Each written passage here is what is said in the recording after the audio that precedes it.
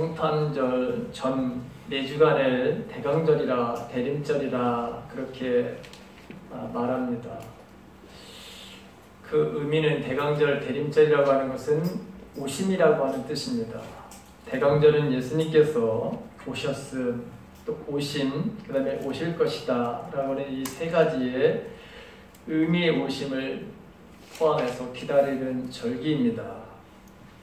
오셨음은 2000년 전에 이 땅에 육신을 입고 오셨던 예수님을 말하고 있습니다. 하나님의 아들로서 인류 구원을 이루시고자 자기 목숨을 주시려고 이 땅에 오신 것, 또 오심은 현재에 속하는 것인데 누구든지 예수님을 영접하고 믿기만 하면 우리 마음속에 오시기 때문입니다. 내주하시는 성령 하나님으로 우리와 지금도 함께 하시는 임마누엘의 하나님이십니다.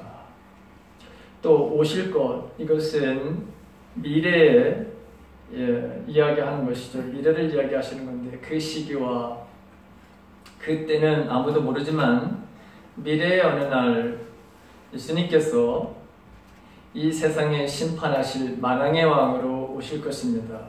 그러므로 대강절은 2000년 전 베들레헴에서 태어나셨던 아기 예수님을 축하하는 동시에 현재 우리 마음속에 계시고 또 앞으로 심판주로 오실 예수님을 기다리는 절기입니다. 오늘이 바로 대강절 첫째 주일입니다. 대강절 하면은 성경에 여러 사람들이 대강절을 하면 대표적인 사람들이 있긴 있습니다만 그 중에서도 대강절 하면은 제일 먼저 떠오르는 사람이 세례 요한입니다. 오늘 저는 세례 요한을 통해서 우리가 다시 오실 예수님을 어떻게 기다리는 것인지, 기다리는 것이 이 기다림의 본질인지 그것을 한번 생각해 보려고 합니다. 세례 요한은 약속대로 오시는 이 메시아 예수 그리스도 주님의 오심을 광야에서 준비한 사람입니다. 세례 요한은 최초의 대강절을 지냈던 사람 중에 한 사람입니다. 주님의 길을 준비했던 이 세례 요한의 모습을 통해서 다시 오실 주님의 길을 준비하는 것이 무엇인지, 그 기다림의 본질이 어떤 것인지를 우리가 알아보고 저와 여러분들도 같이 주님을 기다려보는 그런 믿음의 삶을 살아가시기를 간절히 바랍니다. 세례 요한은 어떤 사람이었을까? 세례 요한은 여러분 그는 제사장의 가문에서 태어납니다. 누가복음 1장 5절부터 6절에 보게 되면 유다왕 헤롯 때에 아비야 반열에 제사장 하나가 있으니 이름은 사가랴요 그의 아내는 아론의 자손이니 이름은 엘리사벳이라. 두 사람이 하나님 앞에 의인이니 주의 모든 계명과 규례대로 흠이 없이 행하더라. 자, 세례 요한은 이 제사장의 바로 여러분 가문에서 태어납니다. 그는 자라면서 하나님의 계명과 율례를 배웠습니다. 그리고 하나님 앞에 의로운 삶을 살았던 부모 밑에서 율법을 지키며 행하는 습관을 익혔습니다.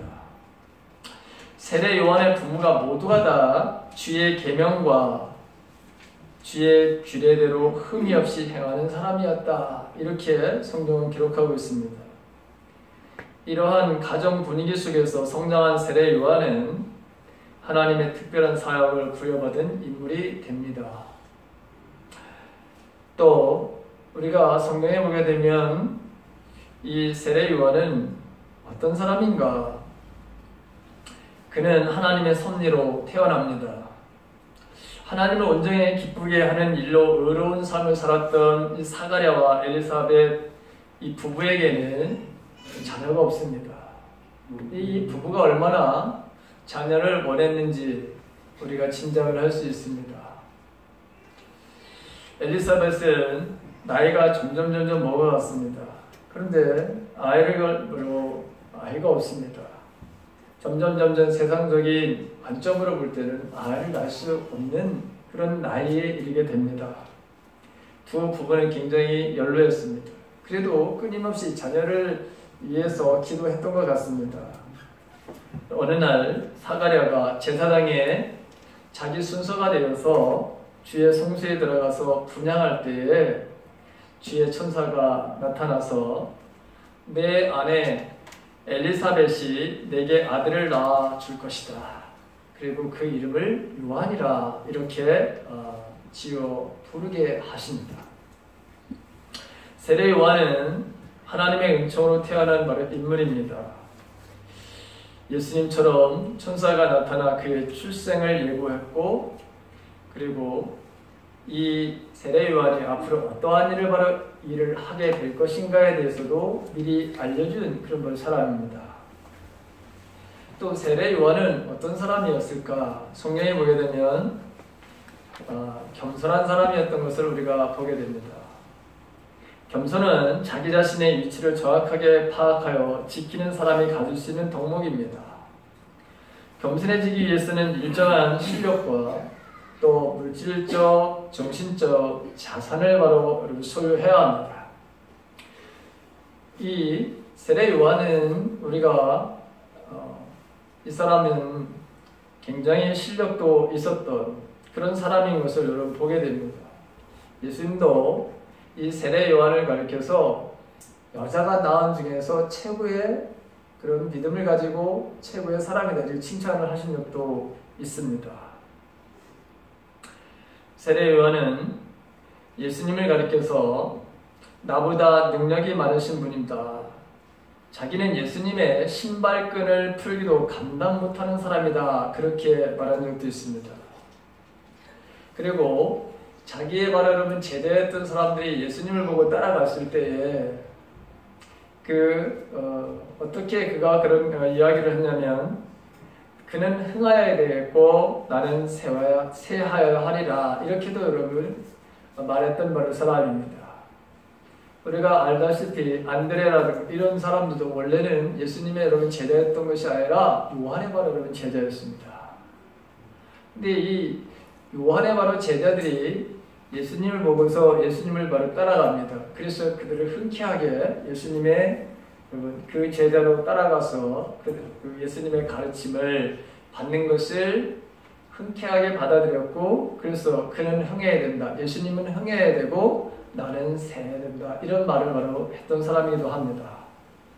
참 겸손한 사람이었습니다. 자, 그런데 또 이 세례 요한은 성경을 보게 되면 굉장히 담대하고 용기 있는 바라는 사람이었던 것을 우리가 보게 됩니다.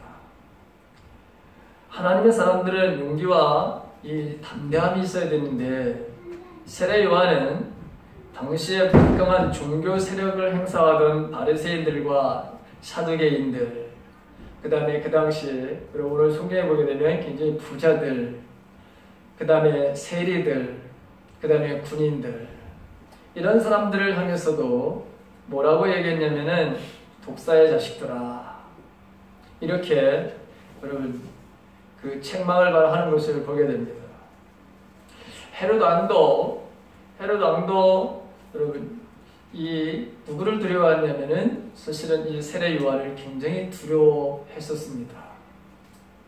왜냐하면 자기 자신에 대해서 도덕적인 타락을 질타한 사람이 유일하게 여러분 세례 요한이었습니다. 자기 동생의 아내를 빼앗아서 자기 와이프를 삼은 것에 대해서 그것이 잘못됐다고, 그거는 맞지 않는 것이다, 윤리적으로 도덕적으로 이건 틀린 것이다, 그렇게 이야기했던 사람 중에 한 사람이 세례 요한이었습니다.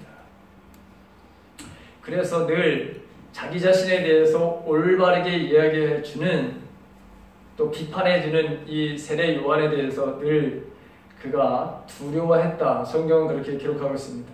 그런데 이 일로 인해서 사실은 세례 요한이 목이 잘려 죽는 일이 발생하는 것을 우리가 보게 됩니다.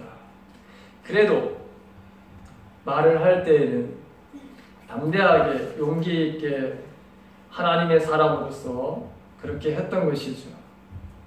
예언자라고 하는 것은, 선지자라고 하는 것은 하나님의 말씀을 받은 대로 선포하는 것입니다. 그래서 세례 요한도 마찬가지로 잘못됐던 것을 잘못됐다고 이야기를 하죠. 그래서 아주 젊은 나이에 예수님보다 훨씬 겨우 6개월 정도로 먼저 태어났는데 죽은 것은 바로 훨씬 더 예수님보다도 일찍 여러분 죽음을 맞이했던 사람입니다. 이스라엘은 말라기 선지자 이후에 하나님의 말씀을 듣지를 못했습니다. 하나님이 침묵을 하고 계셨습니다. 들을 만한 사람들이 없었다고 하는 이유도 됩니다. 그만큼 그 시대가 타락의 바로 여러분 시대였기 때문입니다. 하나님이 말씀을 하시는데도 들을 사람이 없으니 하나님이 말을 하실 수가 있지 않았죠. 그래서 이 시기를 신구약 중간기라 이렇게 말하기도 하고 암흑기다 이렇게 말하기도 합니다. 400년 동안 하나님은 그 어느 누구를 통해서도 말씀하시지 않았습니다. 그래서 400년 동안 암흑기를 맞이합니다. 400년 동안 이 이스라엘 백성들은 목마르게 하나님을 바로 기다렸습니다. 하나님의 말씀을 기다렸습니다.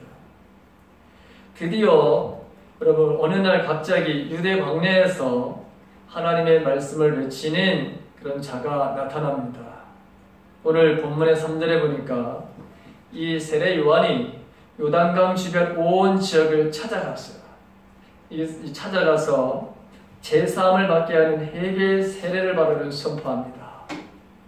마태복음에도 보게 되면 마태복음 3장에도 보게 되면 뭐라고 기록했냐면 그때에 세례 요한이 이르러 유대 광야에서 전파하여 말하되 회개하라 천국이 가까이 왔느니라 그렇게 외쳤다고 기록하고 있습니다. 이렇게 주님의 길을 예비하는 주님의 오심에 대한 이 준비하는 이 세례 요한, 이 세례 요한은 하나님께서 주신 이 말씀을 바로 광야에서 외치고 있습니다. 그런데 이 외치는 것이 첫 번째가 뭐냐면 회개하라고 하는 것입니다. 회개하라. 그러니까 주님이 오시기를 기다리는 자들에게 요구되는 첫 번째는 회개라고 하는 것입니다. 이것이 기다림의 본질이라고 하는 것입니다. 주님을 맞이하기 위해서는 철저한 회개의 삶이 필요합니다. 회개란 우리가 알다시피 하나님에게로 완전히 방향을 전환하는 행동입니다. 하나님을 등지고 살아가던 사람이 이제는 하나님과 함께 살아가는 방식으로 바뀌는 것입니다. 세속적인 가치관이 완전히 하나님의 말씀으로 바뀌어야 하는 것입니다. 회개는 방향전환이며 반드시 삶 가운데서 구체적인 변화의 열매가 있어야 합니다. 즉 회개에 합당한 열매가 있어야 합니다. 신앙이 생활이 되고 생활이 신앙이 되는 삶이 이게 바로 회개에 합당한 열매입니다. 그 회개에 합당한 열매에 대해서 오늘 이 세례 요한이 뭐라고 말하고 있냐 11절서부터 오늘 본문의 11절서부터 14절에 있는 말씀 보게 되면 이 사람들이 이제 세례를 받고 난 다음에 회개에 대한 세례를 받고 난 다음에 묻습니다. 우리가 어떻게 하는 것이 회개에 합당한 열매를 맺는 것이냐? 그때 세례 요한이 여러분 그렇게 질문하는 사람들을 향해서 대답을 해줍니다. 뭐라고 얘기하느냐? 옷 2벌 있는 자는 옷 없는 자에게 나눠줄 것이요 먹을 것이 있는 자도 그렇게 할 것이라.